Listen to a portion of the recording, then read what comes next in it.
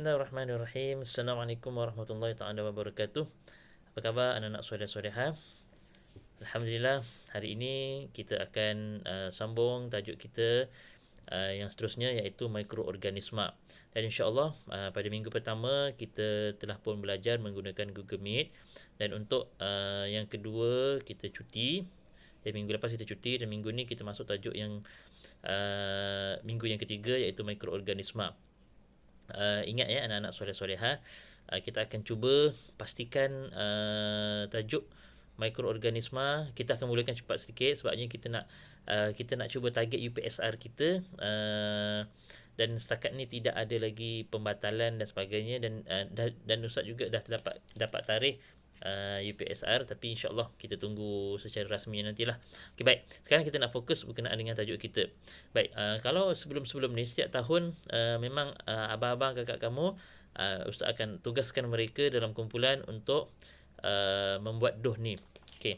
So, anak-anak soleh-soleha boleh rujuk pada muka teks kamu, muka surat 21. Jadi kita nak membuat doh, ya, buat roti. So, bahan-bahannya ada di sini. Okey, boleh baca 250 gram tepung gandum, 100 ml air suam, sedikit garam, 2 sudu besar gula, 15 gram yeast kering. Yeast kering ni ya, kamu boleh ataupun biasa kadang-kadang ada mak ayah sebut mauripan. Ya, nak senangnya pergi saja ke kedai runcit, minta saja yeast. Siapa yang mak ayahnya selalu meroti, suka buat roti, dia tahu yeast tu macam mana. Okey. Okey. So yang kedua, uli adunan sehingga menjadi doh yang lembut, ya. Kemudian yang ketiga, tutup adunan roti dengan tuala bersih dan biarkan selama sejam. Okey. Kemudian kita akan lihat hasilnya, apa yang berlaku pada doh kita, ya. Pada peringkat awalnya macam tu, ya, hujungnya dia akan mengembang seperti begitu. Okey. Jadi tugasan ini diwajibkan kepada semua murid, ya, dan ustaz nak semua kena buat dan videokan. Dah siap video, uploadkan ke internet, uploadkan ke YouTube, dan link YouTube itu di-sharekan di Google Classroom. Jadi siapa yang melaksanakan tugasan ini, markah PBD-nya akan dapat markah bonus lah. Ya, insya-Allah antara calon-calon yang layak untuk mendapatkan band 6, ya, yang tertinggi, insya-Allah. Jadi ustaz nak kamu semua cuba videokan, ya, proses langkah-langkahnya. Kamu boleh edit lah cut, pendekkan mana yang perlu, mana yang tidak perlu. Sebab apa? Untuk kamu nak rehatkan selama 30 minit tu, takkan kamu nak atau sejam, 30 minit hingga sejam ni, takkan kamu nak record terus. Tidak, ya. Dah siap, kamu pause, bila dah siap, selepas 30 minit ataupun selepas sejam, barulah kamu ambil semula, tengok dia punya hasil dia macam mana. Okey, jadi ini tugasan yang wajib kamu buat. Ya, tugasan ini ustaz beri selama seminggu. Ya, selama seminggu. Jadi minggu depan, sebelum kita masuk tajuk yang seterusnya, ya, ustaz nak semua sekali mesti dah siap, ya, tugasan ini, dan perlu di-uploadkan ke dalam YouTube. Okey, jadi siapa yang buat ni, insya-Allah kita akan cuba bagi markah bonus untuk PBD. Okey. Baik, sekarang kita nak masuk terus pada tajuk kita, hidupan seni. Apa yang dikatakan dengan hidupan seni? Okey. Mikroorganisma itu apa, cikgu? Apa cikgu jawab? Mikroorganisma ialah hidupan seni. Dapatkah kamu melihat mikroorganisma? Dapat, cikgu, yang bergerak-gerak ni ke? Kenapa dia nampak? Ya, kerana digunakan murid ini menggunakan mikroskop untuk melihat. Ya, kalau dengan mata kasar, mata kita sekarang, kita tidak dapat melihat dengan jelas. Tak nampak pun, memang tak nampak pun, ya. Okey. Apa yang dikatakan dengan mikro? Mikro bermaksud sangat halus dan tidak dapat dilihat dengan mata kasar, manakala organisma pula bermaksud hidupan. Ya, mikro yang sangat halus, organisma hidupan. Jadi digabungkan kedua-duanya, mikroorganisma ialah hidupan seni yang tidak dapat dilihat dengan mata kasar.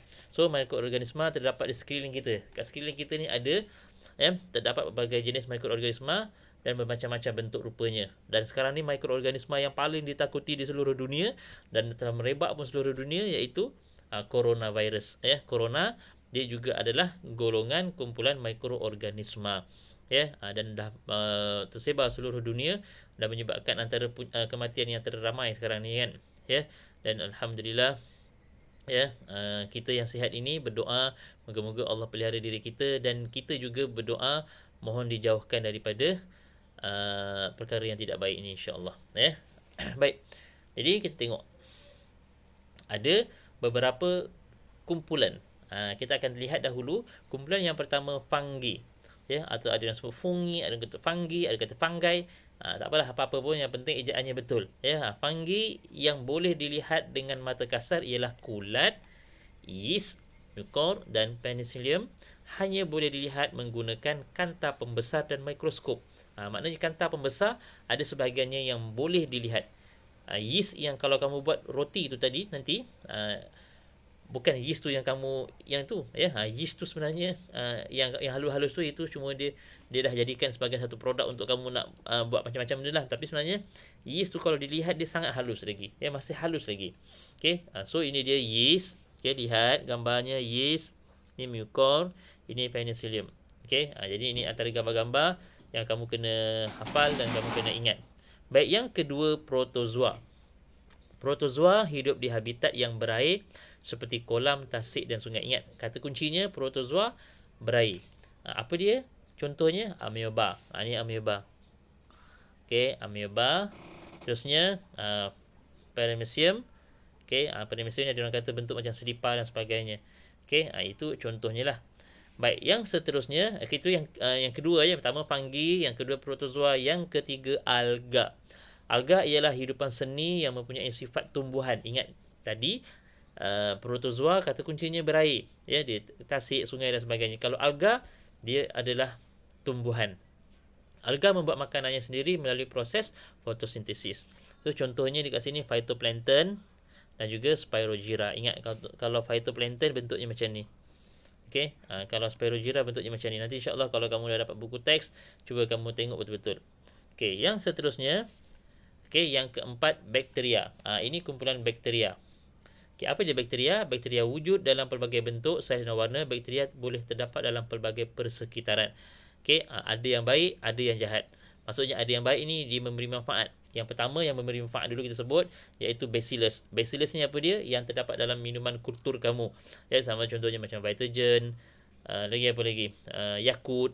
Siapa yang pernah pergi kilang Yakult dulu ingat kan macam mana fungsi bacillus ini. Okey, kita panggil apa itu? Saya tak ingat nama apa tu? Pengasas yang Yakult tu kan. Tapi hujungnya tu ada bacillus, ya. Bacillus tu inilah dia. Dia bakteria baik yang elok untuk perut kita. Okey, yang ini yang tak baik pula. Dia boleh menyebabkan penyakit. Okey, apa dia? Pertama, salmonella. Okey. Tu salmonella ni gambarnya merah macam tu, ya. Dia macam ulat bentuk dia. Okey, yang ini ni yang kamu nampak macam ada bercacing-cacing ni, ni namanya E. coli, ya. Nama panggilannya Escherichia coli, tapi kita sebut pendekkan E. coli. Okey. Seterusnya yang ni yang bulat-bulat ni macam kapas ni namanya Streptococcus, ya. Streptococcus. Okey, baik. Kita pergi yang seterusnya yang paling halus. Yang ini pula kata kuncinya, kalau virus kata kuncinya ialah dia paling halus. Virus lebih halus daripada mikroorganisma yang lain. Virus hanya dapat dilihat di bawah mikroskop elektron, ya. Ingat, ya, mikroskop elektron. Contohnya HIV, influenza, dan yang sekarang ni melanda dunia dan juga khususnya negara kita, iaitu coronavirus. Okey. Baik. Kebanyakan mikroorganisma tidak dapat dilihat oleh mata kasar. Mikroskop ialah alat yang digunakan untuk memerhatikan mikroorganisma dengan jelas. Baik, dekat sini contohnya dia ambil satu yeast. Ya, digunakan yeast, masukkan di bawah mikroskop ni. Okey. Kemudian dilihat. Okey. Info. Berapakah saiz mikroorganisma ini? Hujung jarum yang garis pusatnya 0.2 mm. Ya, kalau kita tengok halus, kecil, tak nampak pun kan. Kalau dicucuk tajam, sakit. Boleh memuatkan berjuta-juta mikroorganisma. Kamu bayangkan? Dah lah dia halus, tak nampak dengan mata kasar. Dia punya jarum tu kamu nampak kecilnya. Kan? Terlalu kecil. Tetapi yang kecil itu boleh memuatkan berjuta-juta mikroorganisma. Bayangkan betapa halusnya. Apatah lagi virus, ya, yang lebih halus lagi.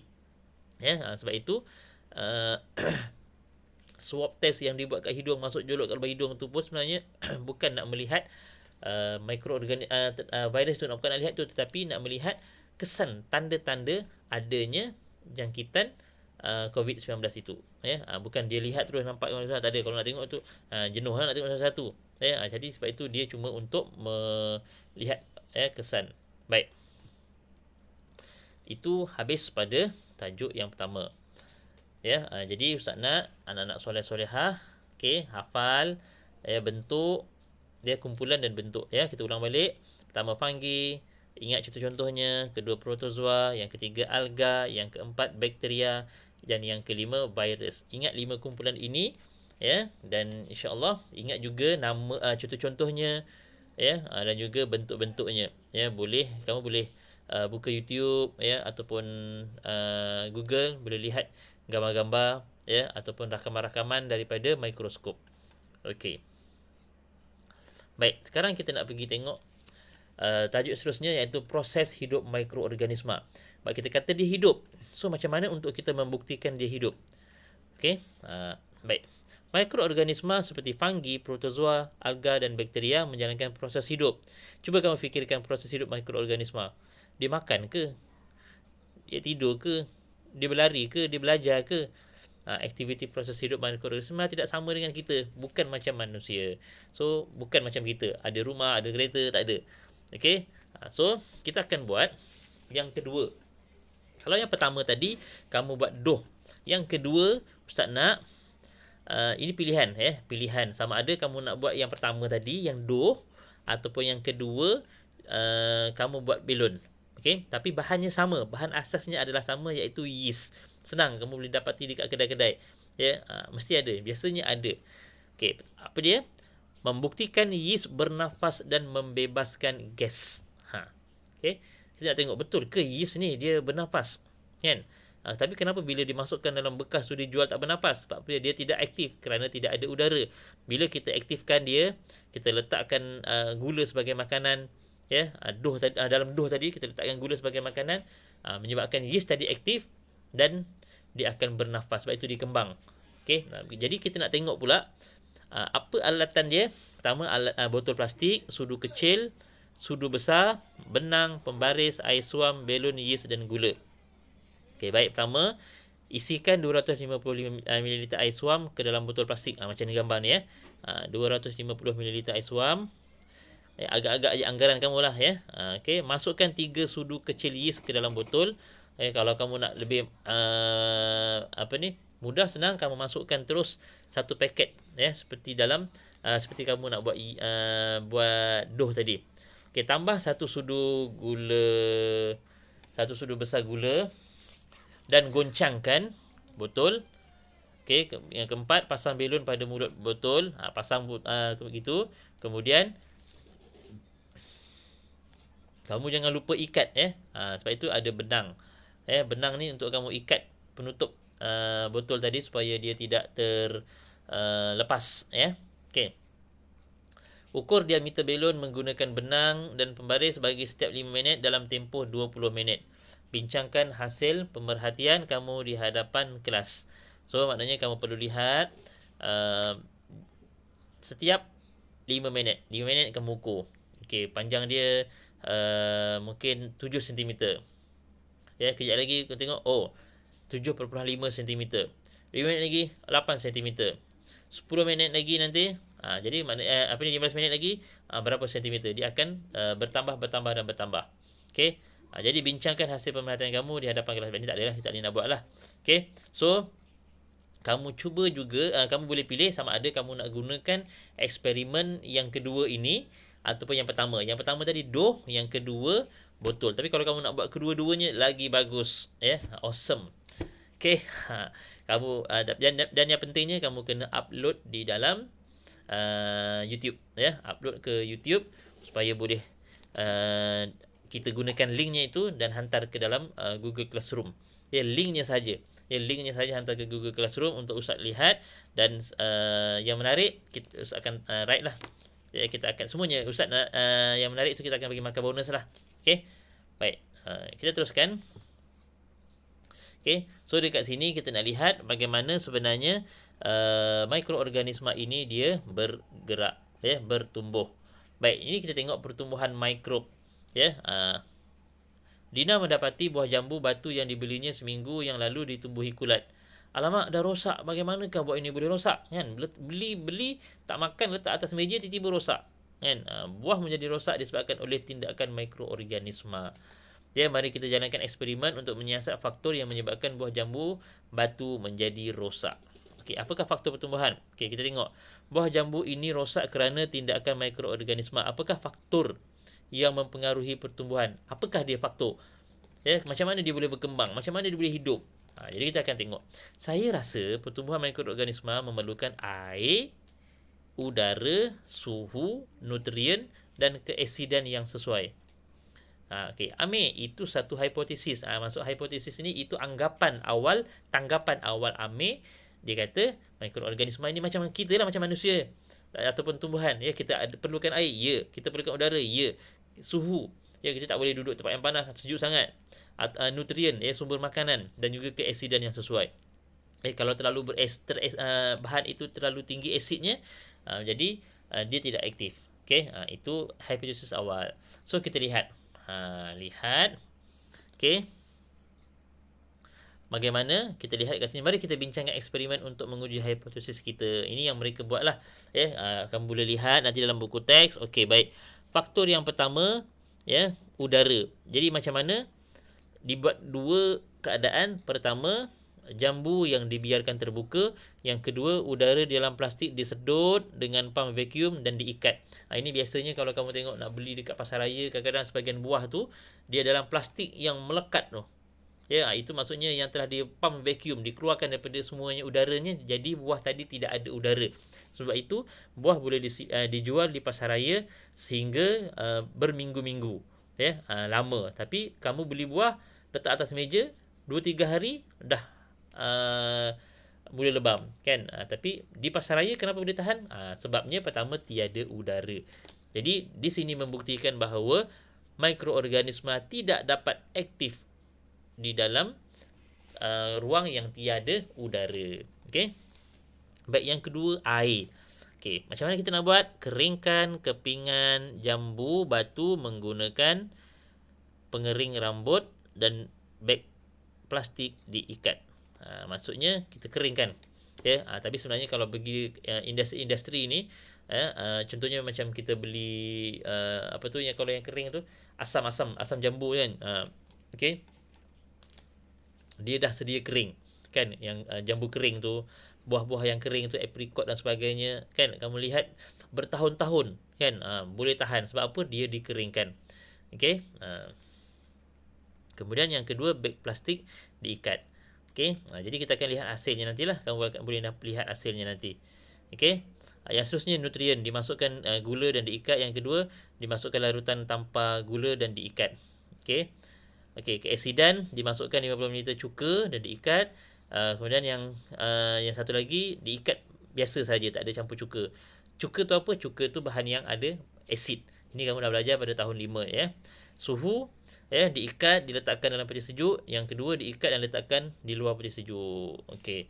Jadi kamu akan boleh lihat keputusannya apa yang berlaku pada mikrob, ya, ataupun mikroorganisma, adakah aktif waktu bila, di mana. Jadi sebenarnya kalau kita lihat hasilnya, kalau kat sini kita dah boleh jangka dah. Kalau udara, A dengan A1, mana yang lebih tahan? A1. Air, B ke ataupun B1. Ya, dikeringkan ataupun dibiarkan saja. Jawapannya ialah mestilah dikeringkan. Nutrien, ya, mana yang lebih tahan? Ya, dimasukkan gula ataupun tiada gula. Jawapannya pastilah yang cepat, yang lambat rosak tanpa gula, ya. Tanpa gula. Maksud Ustaz. Yang lebih tahan ialah yang dimasukkan gula, kerana gula itu adalah bahan pengawet. Ya, bahan pengawet yang dapat memanjangkan hayat gula. Sebab itu kadang-kadang kita tengok jeruk diletakkan gula ataupun garam supaya dia lebih tahan lama. Okey. Seterusnya keasidan, ya, cuka, ya. Jadi yang lebih tahan ialah apabila dicampurkan dengan cuka. Okey, suhu confirm lah ya yang dimasukkan di dalam peti sejuk. Okey, jadi insya-Allah alhamdulillah kita dah mempelajari dua tajuk pada minggu ini ya, iaitu yang pertama kita dah belajar tentang jenis-jenis mikroorganisma. Ustaz harapkan kepada kamu semua hafal ke-5 kumpulan mikroorganisma, dan yang kedua kita dah belajar proses hidup mikroorganisma, bagaimana mikroorganisma ini hidup. Jadi insya-Allah Ustaz harap kamu semua siapkan kerja yang telah Ustaz berikan tadi ya, sama ada kamu pilih tugasan yang pertama buat dough ataupun kamu pilih tugasan yang kedua untuk menggunakan belon dan yeast. Okey, jadi itu saja tugasan kita pada minggu ni, dan tugasan yang lain tu kamu boleh rujuk di dalam Google Classroom. Terima kasih saja terima kasih daripada Ustaz. Minta maaf banyak-banyak. Assalamualaikum warahmatullahi taala wabarakatuh.